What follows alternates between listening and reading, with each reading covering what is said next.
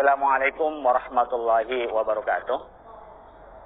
Alhamdulillah wa kafa, wassalatu wassalamu ala sayyidina al-Mustafa wa ala alihi wa ashabihi ahli sidqi wal wafa, amma ba'du. Pemirsa, kita mendengar diskusi tentang bagaimana konflik di Palestina oleh Israel. Sebenarnya faktornya banyak. Tentu adalah ambisi kemanusiaan. Soal alasan bisa dicari untuk membenarkan.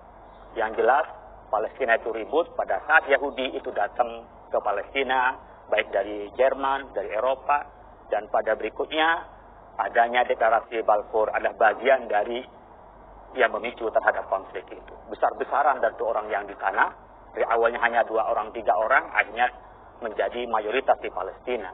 Dan berikutnya adalah mendeklarasikan sebagai negara. Tentu orang-orang Palestina adalah yang tidak setuju itu. Dan perlu ingat bahwa ini produk konflik juga. Pada saat sebelumnya ada Ottoman sebagai yang berkuasa, kemudian Inggris gak mampu lagi untuk mengelolanya, lalu kepada PBB.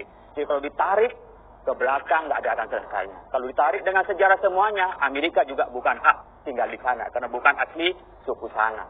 Ditarik sebenarnya juga Australia, ada aborigin, bukan orang Australia yang berkuasa, tapi itulah realita di dalam hidup ini.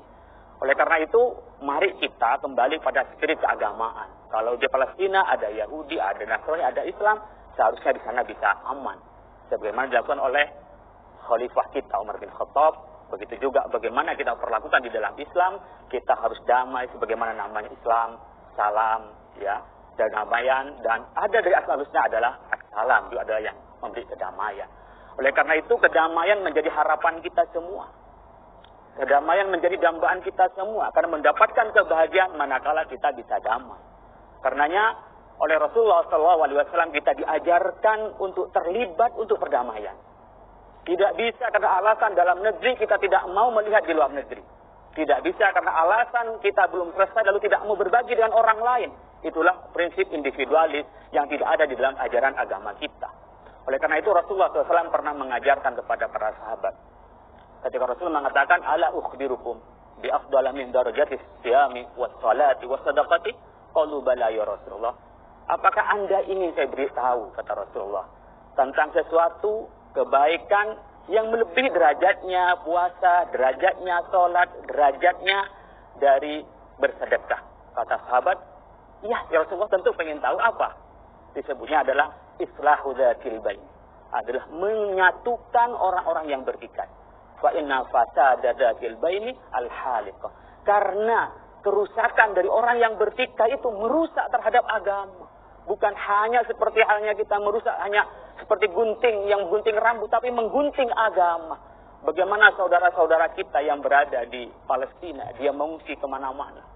Ya, bagaimana dengan saudara-saudara kita yang ada di sana tidak bisa hidup mengembangkan diri. Jangankan dia mengembangkan untuk maju, untuk hidup bertahan aja sudah susah. Oleh karena itu sudah benar bagaimana ulama meletakkan bangsa ini untuk terlibat. Ketika mengatakan bahwa sesungguhnya kemerdekaan adalah hak seluruh bangsa. Oleh karena itu penjajahan di atas dunia ini harus dihapuskan karena tidak sesuai dengan pri kemanusiaan dan keadilan. Dan termasuk juga kita terlibat aktif menciptakan ketertiban dunia ini atas dasar apa? Atas dasar kemerdekaan, kedamaian abadi, dan keadilan sosial. Jadi terlibat itu amanah undang-undang dan amanah agama kita. Oleh karena itu kita terlibat mendamaikan di sana adalah menjadi sebuah keharusan. Ada 3 hal yang harus kita lakukan di sana. Yang pertama adalah memastikan gencatan senjata. Karena itu pasti kekerasan dan pasti anti kemanusiaan. Dan kekerasan itu harus dihapuskan. Yang kedua, pastikan kita memberi bantuan kemanusiaan. Jadi nggak perlu dilarang membantu ke sana, tidak perlu dicegah membantu ke sana. Juga membantu di Indonesia, tidak berarti kalau di luar kita lupa dengan Indonesia. Tidak berarti kita karena memikirkan COVID lalu nggak memikirkan di luar. Buktinya kita menyumbangkan bagaimana kemarin oksigen ke India. Dulu zaman Pak Karno juga kita membantu terhadap India. Bahkan 2019 kita membantu terhadap pengungsi di Yordania, orang Palestina. Kita lakukan itu oleh negara. Kiai Hasyim Asy'ari mengatakan kita membaca kunut nazilah membantu ke sana. Kiai Muhammad Hasbullah mengatakan ayo kita kumpulkan bantuan kirim ke sana. Sejak awal pendiri NU mempunyai perhatian terhadap Palestina. Oleh karena itu mari kita bersama-sama mendukung terhadap bagaimana menciptakan kedamaian di Palestina dan mendorong yang ketiga adalah dunia internasional untuk menciptakan perdamaian. Apakah kita harus mematuhi two-state solution, 2 negara ini yang tak mau dipatuhi oleh Israel?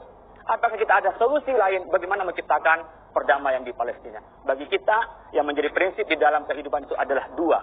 Disampaikan oleh Al-Quran, "Falyabudu rabb hadzal bait alladzi at'amahum min ju' wa amanahum min khauf." Dan keduanya adalah gara-gara perang. Yang pertama, kita harus memastikan bahwa kita aman dari yang kita takuti.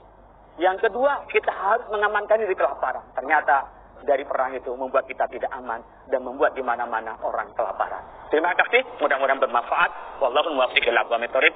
Assalamualaikum warahmatullahi wabarakatuh. Waalaikumsalam.